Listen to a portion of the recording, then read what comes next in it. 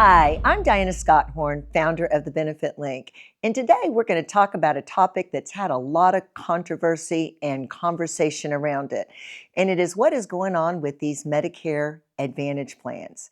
In the Senate on October of this year, in Senate.org, released an article showing that in the last 5 years, the Advantage plans have gone up as far as 9 times on their increase rate of denials. That is huge. I can attest to that personally. I've been here for over 30 years, and the stories that we hear are real. It's not news that we're hearing about, it's real life people that are experiencing this. Matter of fact, I just had a call this past Friday, right on the deadline of being able to get off of an Advantage plan. And the interesting thing about this particular couple had been clients of the Benefit Link, and they had a Medicare supplement back in 2019. Prior to that, actually, they called in 2019 because they had decided they were going to get on an Advantage plan.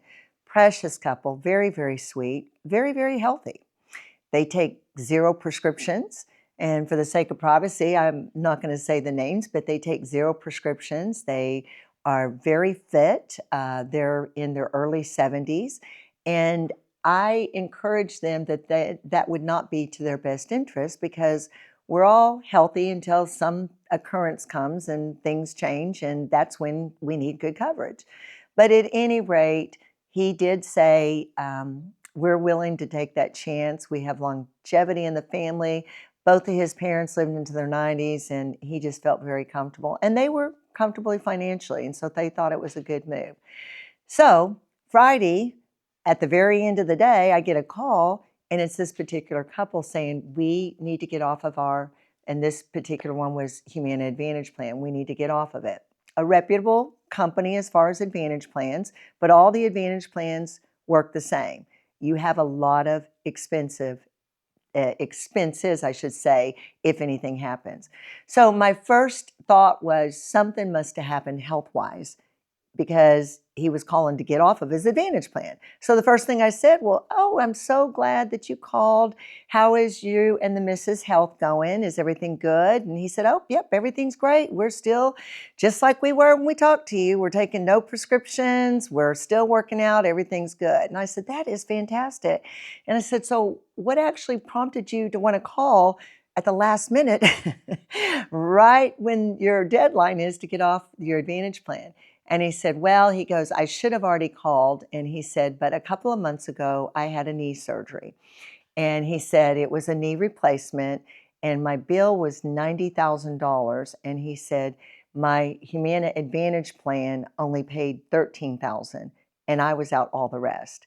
And then he said, and just a couple of weeks ago, I got a notice from my doctor and the hospital that they would no longer be accepting not only Humana Advantage, but none of the Advantage plans that was in the area that he could have even went with.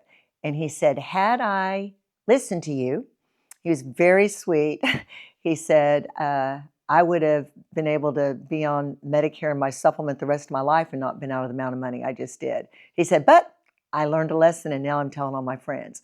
And this is the thing we try to encourage people to realize, is that it's never important until it's important. And when it's important is when we need it. It's just that way. When we think about something we need is in the middle of having the need. The problem right now is that there's so many denials going on. There was a letter that the New York Times published a couple of years ago, and it has been going on this whole time, that these Advantage plans are under federal investigation. And the reason is because of millions and millions of denials being issued every year, even after proper authorization. And the article, and you can pull it up because it was in the New York Times, was very explicit about even naming people's names and their actual situations. One lady was in her 80s and had a fractured femur. And her doctor, who was in the network, said she needed to be in a skilled facility. She really needed additional attention. It was denied. They said it wasn't necessary. And the thing that a lot of people do not realize is that the insurance company, the Advantage plans, have taken over all of the health care out of the doctor's hands as well. Well, how is that possible, Diana? If he's in the network, how is that even possible? Because they have to go through prior authorization as well to get the treatment released.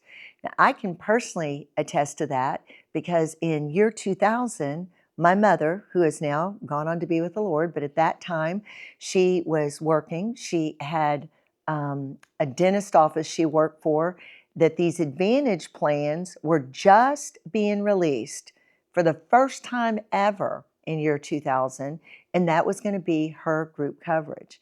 And so I remember her calling me and saying, "Hey, what do you think about this? There's a network of doctors and hospitals. Do you think I'm safe to go with this?" And I said, "Well, Mother, is your doctor in the network?" And she said, "Yes, she is."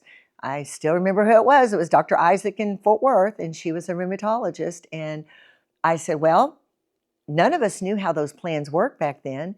And I said, "Well, if she's in the network, everything must be fine. Go with it. I mean, it's your group insurance. Go with it." But let me tell you, long story very short, that's not how it worked even back then, because it came to a point my mother needed some treatment for her rheumatoid arthritis. She was in excruciating pain. Keep in mind, her doctor was in the network. Her she had so much inflammation in her fingers. She wore a size 5.5 ring. She could not even get a size 11. Her knuckles were so swollen, her ankles, everything. She ended up having to retire because she couldn't navigate the mouse to the computer. She just was in a lot of pain.